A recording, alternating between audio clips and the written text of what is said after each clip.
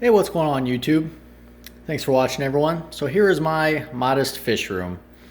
If you even call it really a fish room, it's not really a whole room. It's just, this is a spare spot in our garage that we weren't using for anything. So I thought, what the hell, let's make the most of it. And with what I have here, it actually suits my needs quite well. So let's go over it really quickly with what I have out here, and then I can tell you how it coordinates with what I have inside.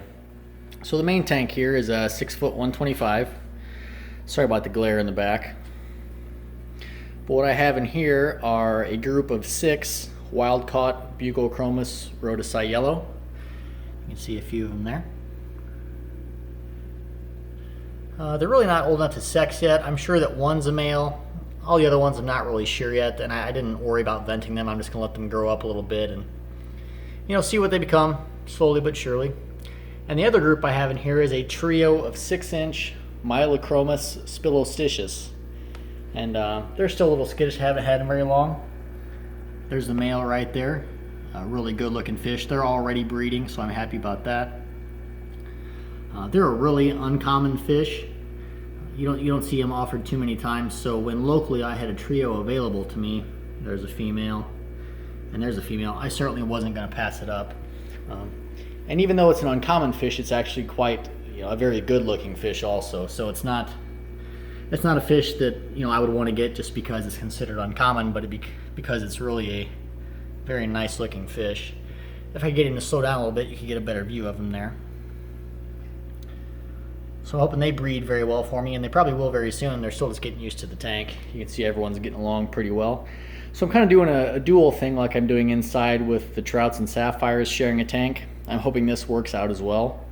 For those rhodesi, I'm hoping it ends up being 2 males, 4 females, or 3 and 3, something along those lines. I'll probably keep an extra male if I have one, just because it's a wild-caught group and I'd like to have a backup in my show tank. And if there's any extra after that, they may be available depending on if I'm shipping at that time or if someone locally here is interested. So I've got the 125 there. Then down here I've got a 40 breeder, nothing fancy.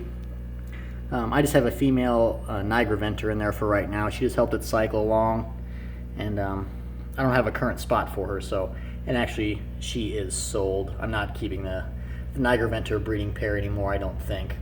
I'm going to do that spilostitius pair instead. On the other side here, up top, I've got a 20-gallon, and this is where I've got the Malawi trout fry that you guys saw the breeding video of maybe a month or so ago. They're doing very well, growing very quickly. I think there's 38 of them in here. So I'm really happy with how they're doing. And in the bottom here, got another 40 breeder. And I have that male Tyrannochromis Niagara venter that goes with that female. They're paired together. So he's probably going to be sold with her if I do follow through on selling him. He's actually quite a stud. I would keep him in my 220, but you guys know I have that bigger, that 9-inch one that I recently got.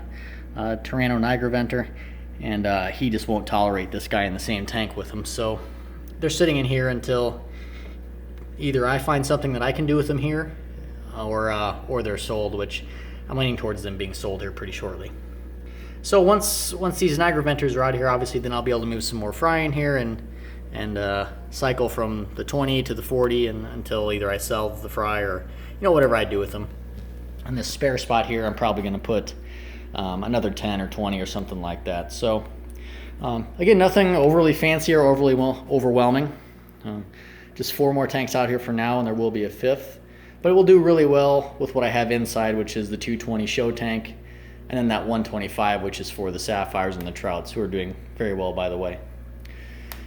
So I hope you guys enjoyed it.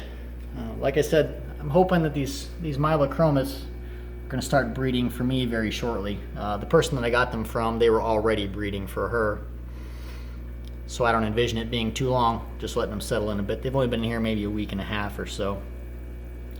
And those rhodesi yellows, man, they're growing. They're growing like weeds in here. I don't plan on doing anything fancy with this tank. No 3D background. I just painted it black. Similar to my tank's inside, these sponge filters are hooked up to Hurricane 5 battery backup pumps. So even if the power goes out, these will continue to run for up to 20, 25 hours, something like that. The rocks in here I've had for about 4 years. They are universal rocks, so they're fake. They look really nice though. So I thought I'd utilize them in here for now.